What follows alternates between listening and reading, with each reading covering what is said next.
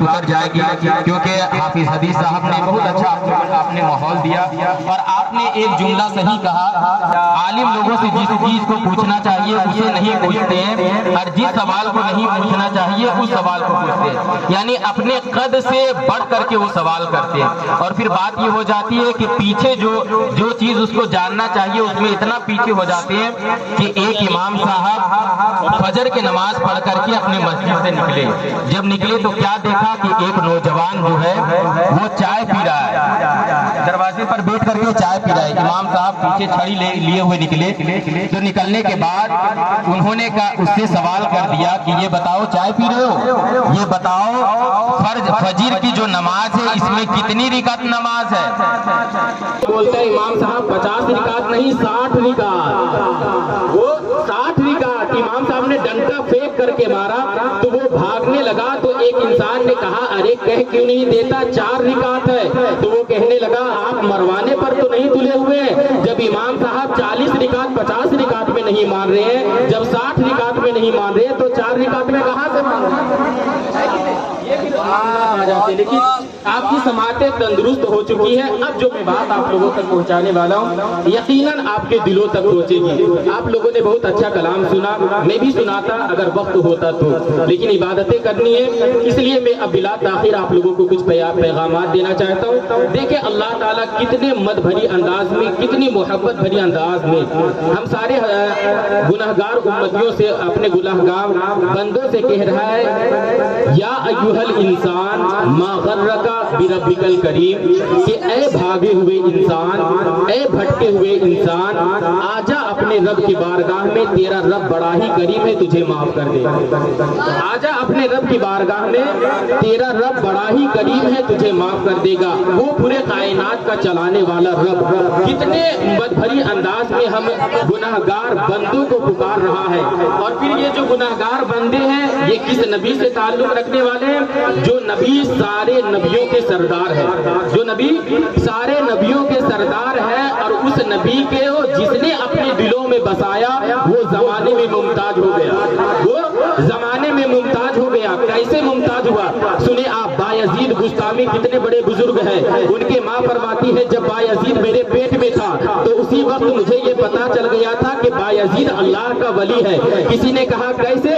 کہا کہ ایسے کہ جب یہ میرے پیٹ میں تھا اور میں اگر کسی کھانے کی طرف اپنے ہاتھ کو بڑھاتی تھی اور وہ اگر لقمہ حرام کا ہوتا یعنی مشکوک کا ہوتا تو میرا بیٹا میرے پیٹ میں ہی ٹکرے مارنے لگتا تھا۔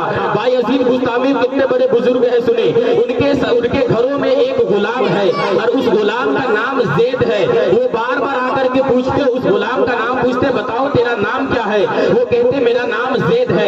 ایک دن، 2 دن، 3 دن، 3 لفظوں کا نام، جب کئی دنوں تک نہیں بلکہ کئی سالوں تک تسلسل کے ساتھ جب اس کے نام کو پوچھا بتاؤ تیرا نام کیا ہے، وہ بار بار کہتا میرا نام زید ہے، میرا نام زید ہے، پھر بھی وہ بار بار پوچھتے۔ ایک دن وہ ہاتھ جوڑ کر کے کہنے لگا کہ آپ مجھے یہ بتائیں، اے میرے سردار آپ مجھے یہ بتائیں کیا آپ کی قوت حافظہ اتنا کمزور ہو چکا ہے کہ آپ میرے نام کو بھول جاتے ہیں؟ صرف 3 لفظوں کا میرا نام ہے، زید میرا نام ہے، اور آپ میرے نام کو بھول جاتے ہیں۔ تو وہ کہنے لگے میں بات یہ نہیں ہے کہ میں نام کو بھول جاتا ہوں، میں دیکھنا چاہتا ہوں کتنے لوگ جملے پر غور کرتے ہیں۔ وہ کہتے ہیں میں باتوں کو بھول جاتا ہوں، بات یہ نہیں ہے، بلکہ بات یہ ہے کہ جب سے میں نے محمد کا نام سنا ہے مجھے کوئی دوسرا نام یاد رہتا ہی نہیں ہے۔ یہی دیوانہ کن بروز محشر کام آتا ہے، کسی کا نام لوں لیکن نبی کا نام آتا ہے۔ یہ لوگ جو کہتے تھے کہ ہم خالی ہاتھ آئے تھے خالی ہاتھ جائیں گے، آج ایک نیا نعرہ لے کر کے جاؤ، ان لوگوں سے کہہ دینا کہ تم آئے ہو گے خالی ہاتھ اور تم جاؤ گے خالی ہاتھ، نہ تو ہم خالی ہاتھ آئے تھے اور نہ ہی خالی ہاتھ جائیں گے۔ جب آئے تھے تو مصطفیٰ کے دامن ہاتھ میں تھا اور جب جائیں گے تو مصطفیٰ کا دامن ہاتھ میں ہوگا انشاءاللہ۔ نعرہ تکبیر، ارے تھوڑا گرمی سے بولو، نعرہ تکبیر، نعرہ رسالت، مسلک اعلیٰ حضرت، نعرہ تکبیر۔ جب آئے تھے تو مصطفیٰ کا دامن ہاتھ میں تھا اور جب جائیں گے تو انشاءاللہ مصطفیٰ کا دامن ہاتھ میں رہے گا۔ मुस्तफा का दामन हाथ में रहेगा, बोले इंशाअल्लाह, बोले इंशाअल्लाह कि मुस्तफा का दामन हाथ में रहेगा। और सुने, जब मेरे नबी की बात आ गई है तो अब मैं जहां तक आप लोगों को लाना चाह रहा था वहां तक लेकर के आ चुका हूं। मेरे नबी ने हम लोगों के लिए कितनी बड़ी बड़ी कुर्बानियां और किस कदर हम गुलामों को याद किया है, आप सुनेंगे तो मचल जाएंगे। अम्मी आयशा फरमाती है कि हुजूर जब उम्मत के लिए कभी रोया करते थे, हुजूर जब रातों को इबादत किया करते थे और उसी इबादत के बाद जब उम्मतियों के याद में रोने लगते थे तो अम्मी आयशा फरमाती है जब हुजूर रोते थे तो उनके रोने का आलम ये था कि हुजूर के आंसू जो है वो दरवाजे के बाहर को निकल जाया करते, हुजूर के आंसू दरवाजे के बाहर को निकल जाया करते। आप किस नबी के उम्मती है, जरा आप सुनते चले।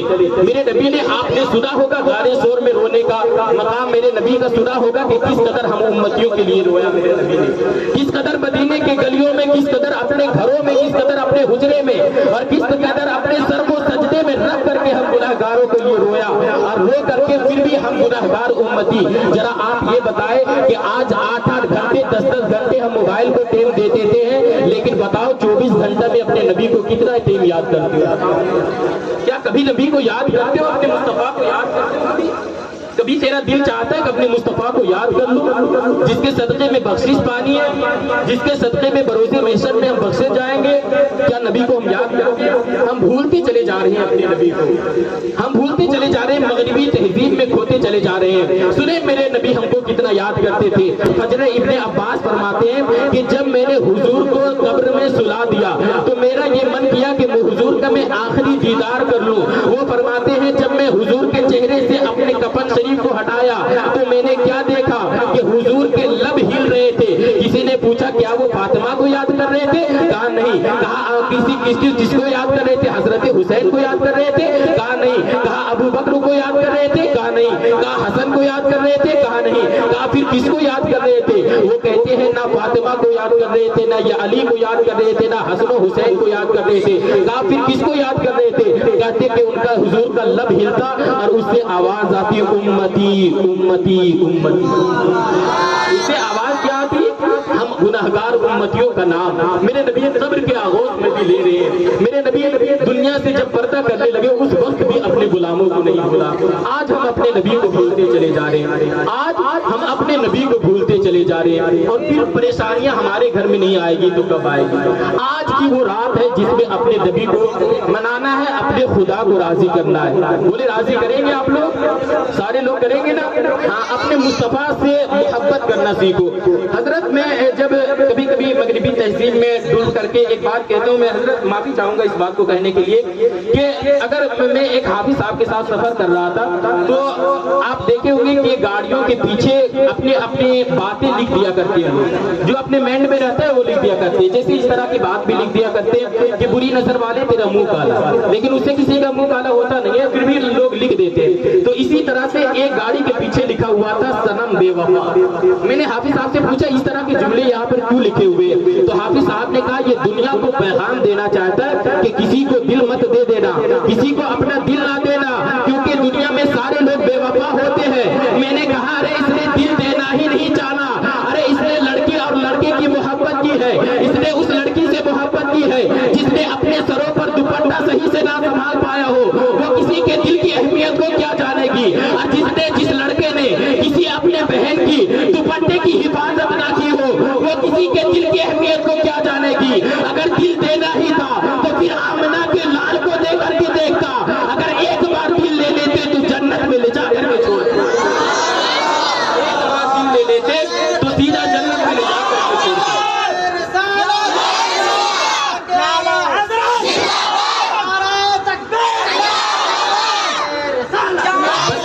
मुझे इनाम से कभी कभी एलर्जी होने लगता है। आप वो अपनी समातों को तंदुरुस्त रखें। अल्लाह ने मुझे बहुत नवाजा है, अल्लाह के करम से मुझे किसी चीज की कमी नहीं है। मेरी औकात बस इतनी है, कुछ नहीं, बात बस इतनी है। कल भी उनके टुकड़ों पे पलते थे, अब भी उनके टुकड़ों पर पलते हैं। अच्छा, फिर जब इस तरह की बातें करेंगे लोगों पर, देखिए मेरे जान भाई भी आ गए, सारे लोग हैं, गलिए के लोग भी हैं, सुने कुछ अच्छी बात आप लोग सुन लें। जब इस तरह की बात हम अपने परिवार में कहा करते हैं तो फिर पता नहीं आप लोगों का मिजाज क्या हो गया। वो क्या कहेंगे? मुझे अपने बेटी पर ट्रस्ट है, मुझे अपने बेटी पर भरोसा है। मैंने कहा जब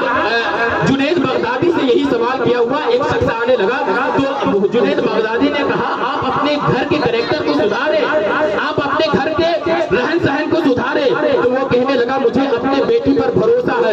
جنید بغدادی اسے فرماتے ہیں، سنے جنید بغدادی کا جملہ سنے، جنید بغدادی فرماتے ہیں آپ یہ بتائیں کہ تیرے بیٹی بھروسے کے زیادہ لائق ہے یا نبی کے بیٹی فاطمہ زیادہ بھروسے کے لائق ہے؟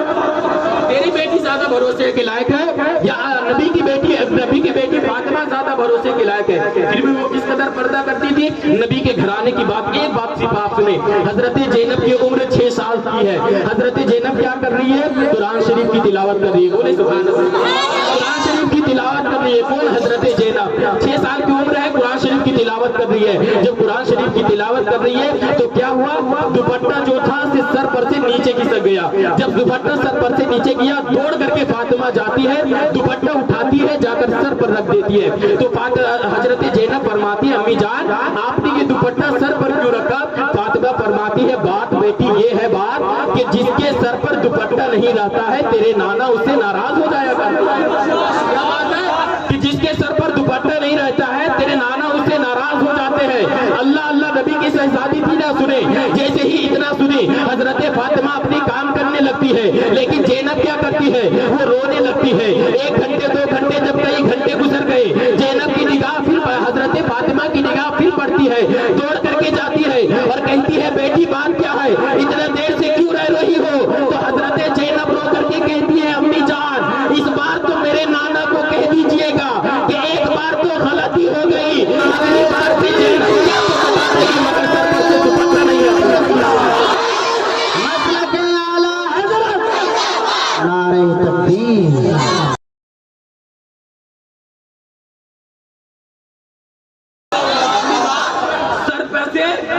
زینب سر تو کٹا دے گی لیکن سر پر سے دوپٹہ نہیں ہٹنے دے گی۔ ایک ایک بات اگر میں بات کرنے لگوں تو بات آگے نکل جائے گی۔ ایک ایک فرمان پر آپ عمل کرتے چلے جائیں، کیونکہ طوفان نوح لانے سے کیا فائدہ؟ 2 ہی اشک کافی ہے اگرچہ اثر کرے۔ ہم نے دعا کیا تھا کہ اے میرے مولا تو مجھے نبوت نہ دی ہوتی فقط کہ مصطفیٰ کی امتی بنا کر کے بھیجی۔ بتایا اس نبی کی ہم امت ہے، اس نبی کی امت ہے۔ آج اپنے مصطفیٰ سے عشق کر لو۔ اب میں جب نوجوانوں کے ذہن کو دیکھتا ہوں پتہ نہیں کیا ہو گیا آج کل نوجوانوں کا ذہن کس طرح سے بدل گیا ہے۔ موبائل میں 8-8 گھنٹہ 12-12 گھنٹہ دے دیں گے اور پھر ذرا وہ بھی دیکھ لو کہ میں نے دیکھا ہے کہ نالیوں کے کچروں کے قریب میں بیٹھ کر کے آج کا نوجوان 2-2 گھنٹہ 3-3 گھنٹہ موبائل سے غیر محرم سے بات کرتے نظر آتے ہیں۔ پھر میں ان لوگوں کا ایک پیغام یہ بھی دیتا ہوں کہ تو نے چھپ کر کے جو بات کی اللہ سے تو چھپ نہیں سکتے، اللہ سے چھپ نہیں سکتے۔ اور جس کا پردہ اٹھا لیا گیا ہے زمانے والوں نے دیکھا ہے کہ وہ اپنے گھر کے پاس بھی رسوا ہو گیا ہے، وہ اپنے قبیلے کے پاس بھی رسوا ہو گیا ہے، وہ زمانے میں رسوا ہو گیا۔ تو میں ان لوگوں سے کہنا بس اتنا چاہوں گا کہ دیکھ تو نے غیر لوگوں سے دل لگا لیا ہے تو تجھے زمانے والوں میں اللہ نے رسوا کر دیا۔ جو 2 گھنٹے تو نے دوسرے سے دل لگا لیا ہے وہی 2 گھنٹے اگر اپنے رب سے بات کرنی ہوتی تو رب نے تجھے اپنا ولی بنا لیا ہوتا، رب نے تجھے اپنا ولی بنا لیا ہوتا۔ اور پھر میں یہ کہتا ہوں کہ مصطفیٰ سے عشق کرنا سیکھو۔ کیوں مصطفیٰ سے عشق کرنا سیکھو؟ لوگوں سے عشق کرو گے تو ذلیل ہو جاؤ گے، لیکن مصطفیٰ سے عشق کرو گے تو کیا فائدہ ملے گا؟ جب مصطفیٰ سے عشق کرو گے تو اگر مصطفیٰ جسے مل گئے ہیں تو وہ بلال بن چکا ہے، اور مصطفیٰ جسے نہیں ملے